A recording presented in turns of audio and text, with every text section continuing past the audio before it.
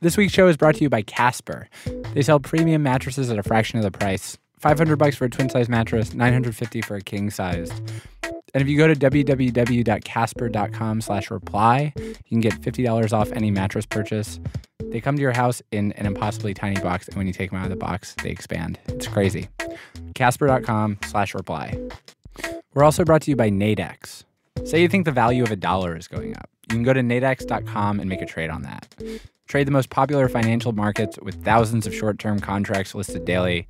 Go to nadex.com to get started trading binary options. That's nadex.com. Features, options, and swaps. Trading involves risk and may not be appropriate for all investors.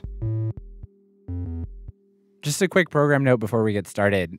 This week's episode is a rebroadcast of our first episode.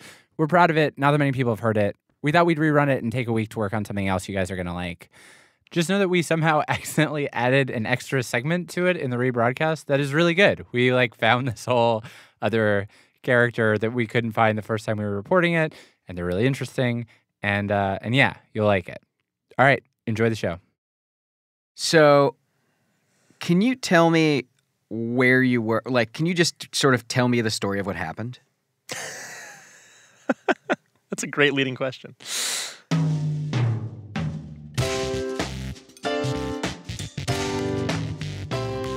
From Gimlet Media, this is Reply All, a show about the internet. I'm PJ Vogt. And I'm Alex Goldman.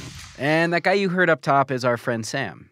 He works above a bookstore, and one day at work, he got an email from the owner of the bookstore saying, "Hey, there's someone down here looking for you." And so I walked in the bookstore, and there's this dude there. He's like blonde, short hair, kind of stocky, and he looks at me, and he goes, "Sam?"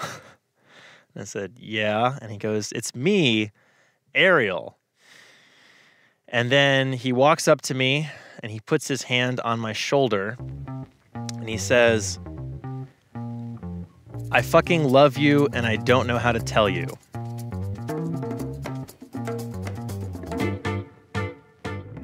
Sam had never seen this stocky blonde guy before, but he was involved with a woman named Ariel. They dated on and off for a year, and when he'd received this message, Ariel just moved across the country to Washington, D.C. for work. Ariel had gotten this stranger to deliver her message through an app called Somebody. Maybe you heard about this. It was created by Miranda July, the writer, artist, filmmaker, genius. And here's how it works. Somebody's a messaging app, but instead of receiving a message on your phone, you receive your message from a total stranger. So if I want to message Alex and tell him that we need to record today, I'll send him the message, but it won't go directly to him. Somebody who is physically close to him, a stranger, will get the message and be given directions on how to deliver it to Alex. You can also include stage directions, so I can ask the stranger to yell at Alex that we need to record today, or to tell Alex that we need to record today while crying.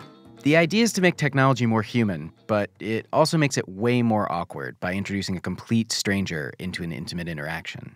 And as you can imagine, this particular interaction was very awkward. Not just for the people involved, but for everyone in the bookstore. My coworker's jaw dropped. The bookstore guy was like, there were other people in the store. They were all like, and then that kind of just hangs in the air for a minute. And then he says, "Oh, so hey, can I ask you what that was about?" And I said, "No, I don't know you."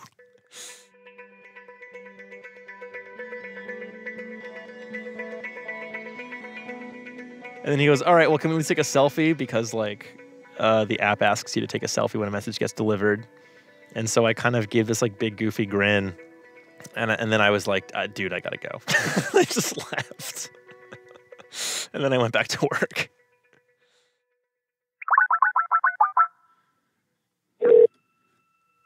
Hello? Hi, is this Ariel? Yeah, this is Ariel. Is this Alex? Yes, it is. I really appreciate you doing this. I don't know if I would do it. Yeah, I'm up for it. Why would anyone use this app to send a message so important? We were also curious about why Ariel, Sam's ex, would do that. Ariel says that she first heard about the Somebody app from Sam back when they were dating. She decided to send the "I fucking love you" message later, at a particularly low moment, right before she was getting ready to move across the country. I was starting to say my goodbyes around the city and pack up my life, and I think it finally came down to a particularly difficult moment. I was just having some, that a little bit of that sad to go, mild depression that sets in when you leave your home. And I remember just being in my room and going, I'm just going to send it. Ariel actually sent Sam a bunch of messages through the app, both before they'd broken up, after they'd broken up, before she'd moved, after she'd moved. And the others were really innocuous. For Ariel, it didn't feel crazy to send a bunch of messages to Sam because, and this is the one thing everybody knows about this app if they know anything about it, it barely works. Most of the messages users send just never get to their intended recipient. So it kind of felt like I was just sending something out into the ether, and it felt like a little bit of catharsis on my side, like I was working my way up to saying something, but with a very low probability that it would actually end up to him. Of all the messages Ariel sent, Sam only replied once. And nothing about the one reply that he did send suggested that the message that had gotten through was that message, the I fucking love you message. He sent me an email that said, hey, I got your message, your somebody message. That was super sweet. I'm glad that we can stay friends even as you move across the country. I was like, oh, great. He got, at that time we had been talking and he'd been having an especially stressful couple of weeks. And so I'd also sent him more recently than that message, a message like, keep your chin up. You're a great kid. You got this kind of thing. I was like, that'll be funny. And so I assumed that that's what he received. So the response I got from him seemed totally appropriate to the message I assumed that he had received. You can see why she'd make that assumption. That was super sweet is an odd response to I fucking love you. But in Sam's defense, the medium kind of obscured the message. It wasn't like she'd called him on the phone or sent him an email. I mean, how seriously are you supposed to take a message, no matter how heartfelt, if it's delivered to you through internet performance art? Like, I can't tell if it was meant to be heavy for her, or if it was just, or if she was just meant it as a joke, or as just a thing that she'd fire off at 3 o'clock in the morning via text. That instead of sending a text, she sent a somebody message. I don't know. Like, I don't know what that message meant to her. It had never crossed my mind that people would use it for actual, real communication. Of course, Ariel was confused by her own motives. I don't know that I had really thought through it that much. In that moment that you sent it, what was your ultimate fantasy idea of what would happen when he got it? I think at best I thought maybe this, in this weird way, would plant a seed that would sit there maybe for a month, maybe for years, maybe forever. We could be 80 and at some point he would be like, hey, that one time, let's try this again. But, I mean, do you feel that? Do you love him? I do. And I probably still don't know. I don't know how to say that to him. And I probably still won't say that to him. And even if we talked about it, I feel like a conversation that he and I would have about this would still skirt the issue. And I think that's because neither of us really knows what to say with that.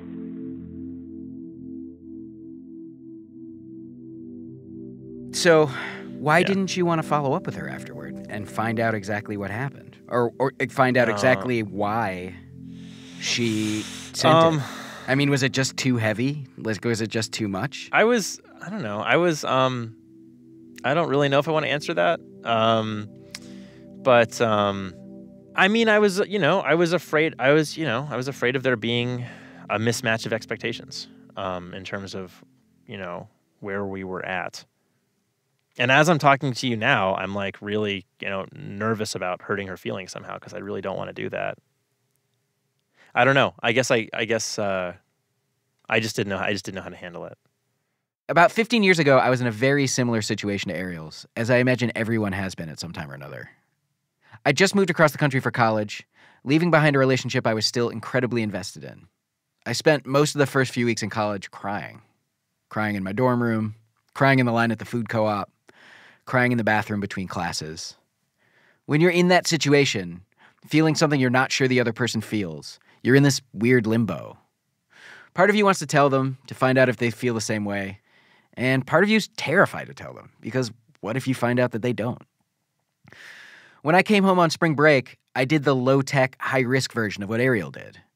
I went to her office during work hours, and I essentially said what amounted to, I fucking love you, and I don't know how to tell you. Her response was, you're embarrassing me at work. For Ariel, the Somebody app allowed her to show up at Sam's work and make a big romantic declaration without showing up at Sam's work to make a big romantic declaration. Me sending a message through a stranger, through a glitchy app, to tell him something so big is kind of inherently that I don't want to look straight at it either, you know? And it gives him the out of not having to look straight at it on his own. Like, we can both, it gave me a little space to put something out there, you know, and knowing that he got it, to put something out there and know that it's been acknowledged, but doesn't have to be fully acknowledged. It doesn't have to exist beyond the fact that it's just out. Well, not until the radio producer comes in and makes you go on his podcast to talk about it. But you can't make either of us really acknowledge to each other what we think of it. So you guys will just have this conversation through me? You've become a proxy of our somewhat failed relationship.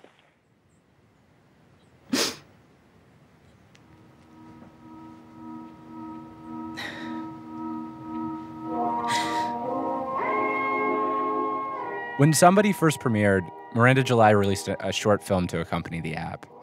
It opens on a woman sitting at the foot of her bed weeping. She reaches for her phone to make a phone call, but then she stops herself and begins typing.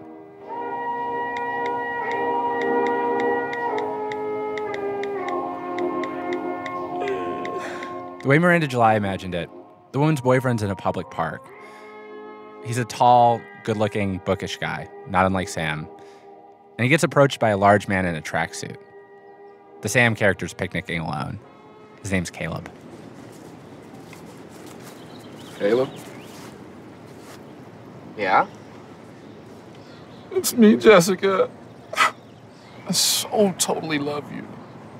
I just can't be your girlfriend anymore. I can't.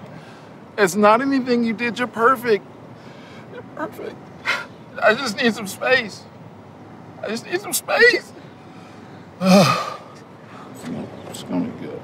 You're gonna be all right, man. You got this. Since the app came out in August, the coverage of Somebody's been pretty uniform. Initial excitement, and then a wave of stories about how the app's a glitchy mess that barely works. But watching this trailer, you realize that Ariel and Sam are actually kind of exactly the use case that Miranda July had imagined. How often does that happen, that a prototype ends up being used exactly the way its creator intended? Because of all the bugs, Miranda July's taken the Somebody app offline for the time being, with a promise of Somebody 2.0 coming out in the near future. But maybe that glitchy inconsistency is less a bug than a feature. An emotional Russian roulette that will embolden users to tell people how truly fucking loved they are. After the break, we talk to the guy who delivered Ariel's message to Sam.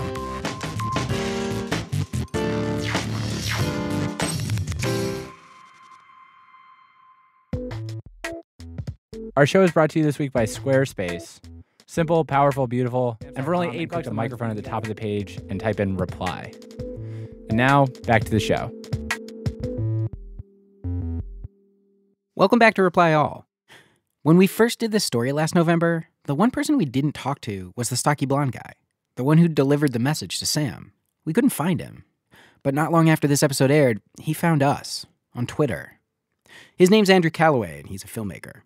One of Andrew's friends had heard the first episode of Reply All and wrote him an email saying, I think this is about you, dude.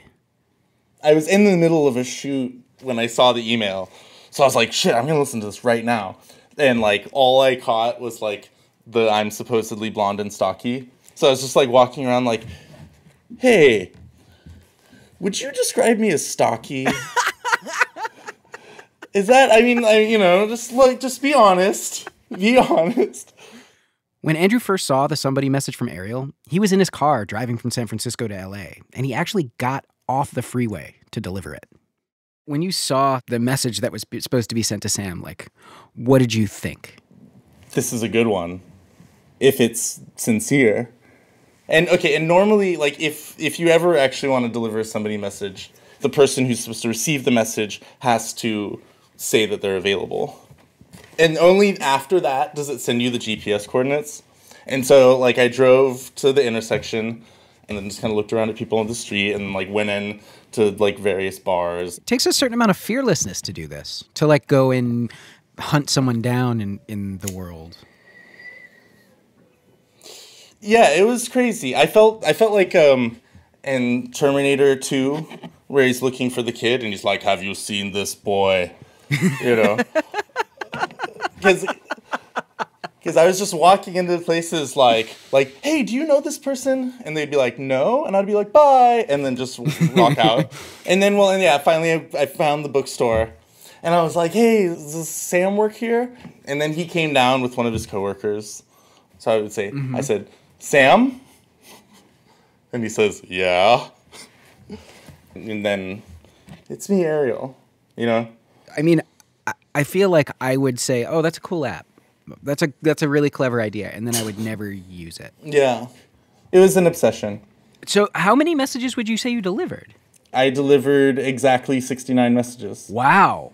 I mean, what was the particular appeal for you that made you want to become the messenger? Well, okay. I just broken up with a girl. And that was kind of difficult. Mm-hmm. And then the very next day, like the day that I started delivering messages, like I found out that my dad had cancer. Oof. And it was a thing, like everybody in the family knew he was dying. But he really didn't want to admit it. So right up until the end, every conversation I had with him, there was this layer of like, we can't talk about the real thing. So that was hard. That was hard for me. I mean, both with my dad and with my ex, there were communication problems there that I like couldn't overcome. And this is like a weird kind of way of like trying to like help somebody else communicate something that was hard for them to communicate instead of like dealing with my own shit. So in lieu of being able to talk to scream the truth in your dad's face, you got to deliver like tiny little nuggets of truth to other people around the city. Yeah. Well, when you phrase it like that. But I mean, it was just weird that it like came at that like exact moment where it was like, fuck, I need something to like do. And I don't know, I latched onto it, you know, and it's like somebody has to fucking deliver these messages. Reply All is me, PJ Vogt, and Alex Goldman. This episode was produced by Lena Masitsis, Chris Neary, Caitlin Roberts, and Shruti Pinamaneni. We were edited by Alex Bloomberg. Our theme song is by the mysterious Breakmaster Cylinder. Our ad music is by Build Buildings. Also, we screwed something up last week, and I wanted to apologize. We found our story on Kim Kardashian's butt and the web architecture that made it possible through the really wonderful piece by Paul Ford. And in the first broadcast of the show, we didn't credit him. I'm sorry, we're sorry. It's a lousy thing to do, and we won't do it again. Thanks to our sponsors, Squarespace. You can subscribe to us by going to itunes.com/reply, or if you do not like iTunes, which is totally okay, go to replyall.limo for a feed for the podcatcher of your choice. Thanks a lot, everybody. We'll see you next Wednesday.